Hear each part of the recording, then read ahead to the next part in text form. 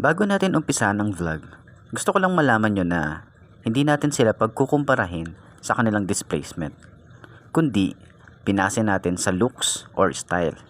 At kung affordable nga ba ang price nila. So ano pang hinihintay nyo? Tara!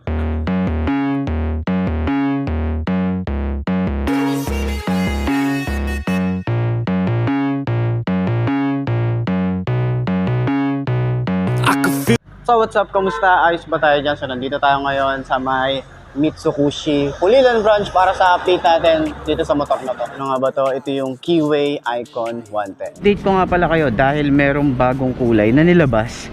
Itong Rusi Flex 125i. Umpisa na natin yung vlog ngayong araw na to.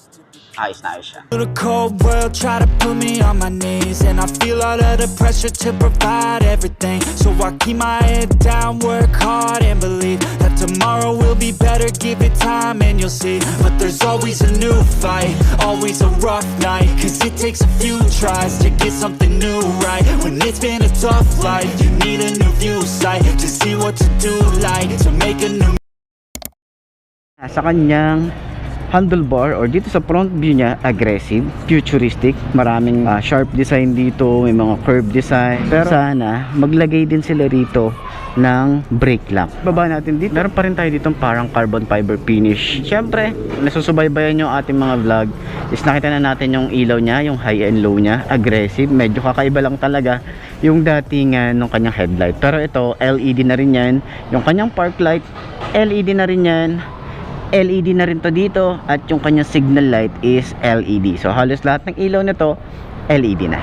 Front view dito sa kanyang handlebar, ma-appreciate mo yung ganitong design, no? Kahit glossy finish siya, makikita mo yung mga pa-curve na design, no? Futuristic pa rin yung datingan niya, tapos meron siyang aggressive looking pa rin and sharp design. And meron pa rin naman tayo ritong logo ng Keyway.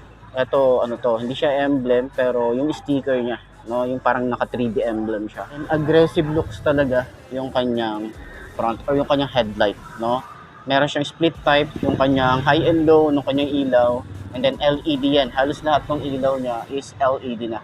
Gusto ko yung design ng pinaka headlight nito. Yung mukha niya ang angas eh. So yung kanyang signal light, kita siya sa side view tsaka sa front. Kaya kapag liliko ka, is safe naman yan. So LED rin yan. Sa kanyang front fender, merong Rusi sa harap. May mga curved design din yan. And maiksi lang yung extension para sa kanyang front fender. So naka-telescopic fork tayo rito. Maganda yung paint job talaga dito. Gusto ko yung Rusi na naka-emboss dito. Hindi siya masyadong halata. Kailangan mo pang lapitan para mabasa mo to. Naka-mugs tayo rito. Naka-spider mugs yung tawag nila rito. So ang size ng kanyang tires is 70/90 by 14. So ito ay naka disc brake. Ito po ay speedometer sensor, hindi siya ABS. Naka dual piston caliper tayo rito. And tube type pa rin naman itong tires niya. Pero mas maganda ay pa-tubeless niya na rin. Kahit itong tires niya, yung stock tires niya, pwede na yan. Kanyang front fender, bulky rin siyang tingnan, tapos glossy rin yan. Tapos flexible din. Medyo maiksi lang yung kanyang extension para sa front fender natin dito. So sa kanyang suspension dito sa harap is naka-telescopic fork tayo rito. Gusto ko rito yung mugs. Gold na gold yung datingan niya talaga. So ang ganda ng paint job na ito. Meron siya parang mga glitter effect. Iba yung kanyang texture para dito sa kanyang mugs. So tubeless na rin to. So ang size dito ay 80/90 by 14. So ang kanyang brand is Cordial. So maganda na rin yung kanyang tires. Lalo na yung design niya. Okay? Naka-single disc brake, naka-single pot caliper tayo rito. Sa gilid, aggressive talaga. 'Di ba? Yung kanyang signal light, kitang-kita mo rito sa side. Pag liliko ka, kita rin siya sa harap. Syempre. So, minimalist lang yung kanyang decals. Hindi siya masyadong decals. Sa part na to, para kang carbon fiber finish. Medyo kakaiba lang talaga yung plastic na ginamit dito. Tsaka yung texture niya kakaiba. So kagandahan din, maluwag din yung ating floorboard dito. So kung meron kayong papamili or mga binili, mga gamit, pwede nyo ilagay dito.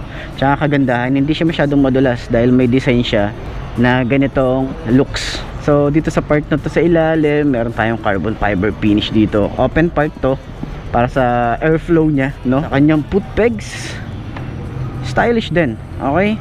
So napiflip naman yan, tsaka natatago siya. Pwedeng umapak dito yung rider eh. Yung side view na ito, aangas oh. Ito may keyway siya. Then pagbaba natin dito, matte finish to. And maluwag yung kanyang floorboard. So nandito yung kanyang battery. Yung side stand. Maliit yung side stand na ito. Ang cute lang ng design niya. Pero wala siyang kill switch. Foot pegs. Yan. Simple lang yung kanyang design dito. So napiflip din naman yan. Okay, hindi naman siya ganun kalaki, no? Sakto lang dun sa motorcycle kung ano yung design niya.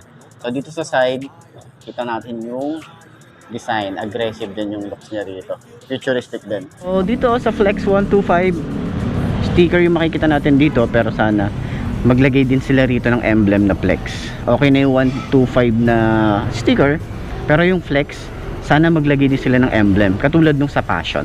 Sa part na to, para siyang carbon fiber finish. So naka air cooled pa rin naman tayo rito. Kagandahan sa blower niya, meron tayong cover. Tama na yung cover dito para sa ating exhaust. Yung sa elbow niya medyo manipis lang or medyo maliit lang, hindi siya ganun katabaan. Yung kanyang muffler or yung exhaust na to, stylish yung datingan, lalo na yung kanyang cover para sa kanyang exhaust. So meron siyang parang carbon fiber finish dito. Tapos gusto ko rin yung icon. Okay, kulay gold yung lining ng kanyang decals. Pinaka background niya. Tapos kulay black. And nandito yung 110. So Euro 3 na rin to. Dito sa kanyang panggilid, meron tayong makikita ritong KEP or Keyway Extra Power or Engine. So kanyang panggilid or yung CVT niya, napaka-futuristic ng dati niyan. And then meron pa rin naman tayo ritong kickstart. So meron din tayo hugger, yun know, flexible din yan.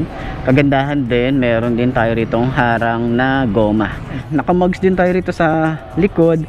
Naka-drum brake tayo dito. Ang size dito sa likod ay 90 by 90 by 14. So tube type pa rin naman itong tires niya. Kanyang grab bar, stylish din.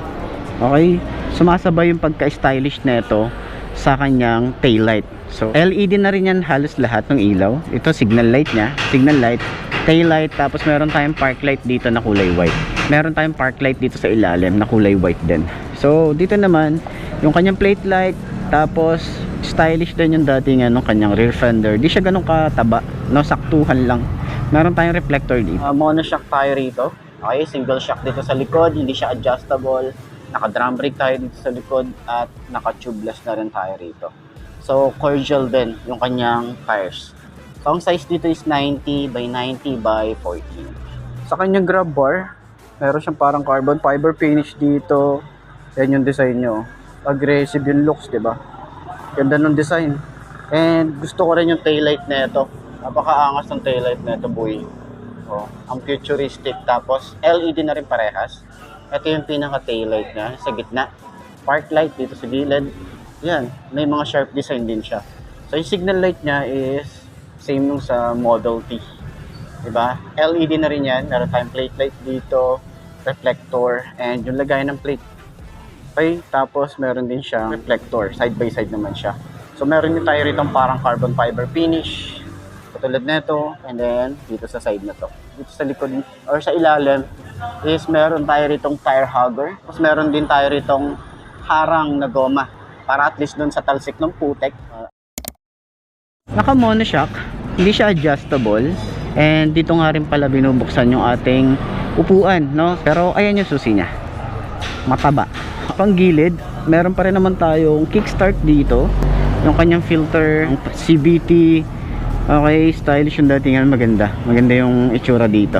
Sa kanyang side stand, wala tong kill switch. Sa kanyang upuan, premium yung datingan ng kanyang leather. Sa foam niya, makapal din. Tapos, malambot. Sobrang lambot yan. Hanggang dito sa may OBR natin. Meron tayo ritong helmet hook. Dito nga rin pala nilalagay yung battery. So, at least dun sa mga ayaw dun sa floorboard, nandito sa ating compartment yung ating battery. So, at least kahit pa paano, meron tayo rito mapaglalagyan ng mga basic tools. Konting gamit. Okay? So, meron tayo rito cover para sa ating gas tank, no? Kagandahan dito, kahit matapon yung gas is mayroong sasalo. So hindi nyo na rin kailangan susian para at least mabuksan natin yung cap. So naka air cooled pa rin naman tayo dito. So okay lang naman yan, 110cc lang naman to. is sa long ride okay lang din to. So sa kanyang tambucho, stylish. Meron tayong mga parang carbon fiber finish dito. Ayan o. And then simple lang yung ating tambucho rito. Ang taba lang niya. Okay? So sa upuan, meron tayo ritong premium looking na upuan. Ayan. Diba? Ang ganda ng leather niya. And meron tayong mga stitches dito. Stitches din dito. Stylish yung dating ng upuan. Ayan o, meron tayong parang pinagtabasan dito sa side na to. Yung lambot, sobrang lambot. Ayan o, parang same lang din sila ng ginagamit ni Euromotor pagdating sa upuan, yung compartment.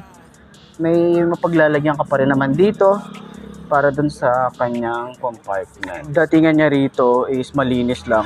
Okay, so hindi niya na kailangan ng susi para ma-open natin itong cap na. Ayan na. So sa kanyang ignition key, simple lang. Okay, yan o.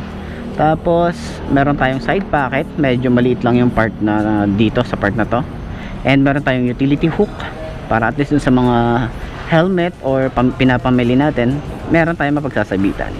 So meron din tayong side pocket dito, hindi siya ganun kalalim pero kagandahan, meron tayo ritong USB port. So cord na lang yung ating kailangan dito. So meron pa rin naman tayo ritong helmet hook or utility hook tayo rito. Meron tayong side pocket. Ayan, malalim din naman to. And then kagandahan, meron tayo ritong USB port. So in case na kailangan nyo nang mag-charge, ayan. Kulang na lang is yung ating cord dito. So at least kahit pa paano, pag nag-long ride tayo rito, pag naloba tayo, mga cellphone natin, pwede natin i-charge dyan. So sa kanyang ignition key, stylish. Yung ating susi, yan ang datingan. Ganda rin. Mahaba din. Kaya lang ingat tayo rito kasi madali itong kopyahin. So meron din siyang shutter lock dito. Okay? So maganda yung design. Maganda yung finish dito. Dito sa front, aggressive din yung looks niya rito. Tapos kakaiba yung texture talaga dito. Sa kanyang handlebar na naka-upright position, nandun yung chill ride lang pagdating sa handlebar niya. So hindi naman tayo masyadong sub-sub dito.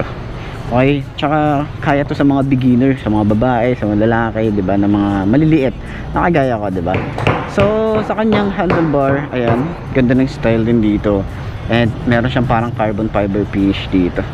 Sa kanyang panel gauge na fully digital na yan. So, meron tayo kill switch, park light, headlight, and off, electric starter, so yung lever, dito matte finish. Matte finish din, so same lang din ang style. Sa grip niya makapit, ganda rin ang style. Okay, so sa throttle niya hindi siya ganun kalalim. Yan na yun, pinaka sagad niya na yan. So dito sa side wala siyang flasher, so may high and low, busina, signal light, and then meron tayong built-in hazard dito. Sa kanyang panel gauge, wala naman tayong pinagbago rito. Yung pa rin naman, same pa rin naman yung style niya. Para sa kanyang handlebar, okay, yung design ng ating panel gauge is analog type pa rin naman yan. And then meron tayong mini digital dito sa part na to, speedometer. And then dito sa side na to, alam ko yung signal light niya pag naka high beam, yan yung datingin niya. Tapos may keyway tayo na maliit dito. Sa mga switches niya is looks premium, same pa rin naman ng mga ginagamit ni keyway pagdating sa mga switches. So dito meron tayong kill switch. Okay, so malay naman natin magkaroon din to ng idling stop katulad ng ibang motorcycle ngayon. So ayun, meron tayong on and off ng kanyang park light and headlight, electric starter, lever. Ganda rin ang finish ng lever niya. Sa grip niya, mataba din, tsaka makapit din yung ating grip dito. Pwede kayo maglagay dito ng bar and side mirror. And then sa throttle, sobrang babaw ng throttle pala na ito. Yan na yun. Lever natin dito maganda rin. Yan o, saktong-sakto lang sa ating kamay. Dito naman sa side ng switches niya is meron siyang high and low and meron siyang flasher. Kusina, and then signal light. Yun. So wala nga lang din tong hazard. Move right, and I can feel the weight of the world, better brace fast. Got a little blood in my mouth, I can taste that. And I've been beaten, bruised from the fight, ain't no fake out. Calluses, they grow from the pain and the days pass. But I will never give up, and I will never give in. Strength is all I got now, and damn it man, I'm all in. So I'ma have to stay tall, never show I'm bleeding. When everything is too much, you will see me leading.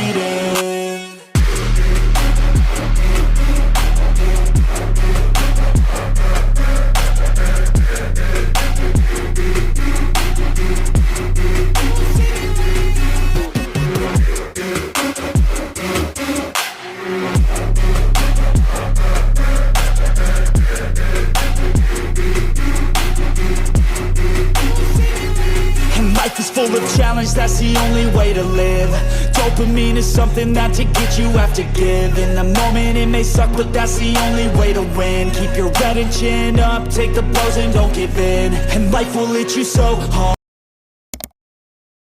So yun na nga mga best, no? Ito na ba ang motor na babagi sa'yo? Kung ito na nga, markahan mo na yan at mag-subscribe ka na sa aking YouTube channel. I-click mo na rin yung notification bell para updated ka sa lahat ng videos na upload natin dito araw-araw. So laging tatandaan, wala sa brand ng motor ay tatagal yan. Kung di na sa pag-aalaga mo yan, tatagal yan, ayos na ayos yan. So kita-kita na lang ulit tayo bukas. I'm Mark D. Ciao. Maraming salamat sa inyo. Bye-bye!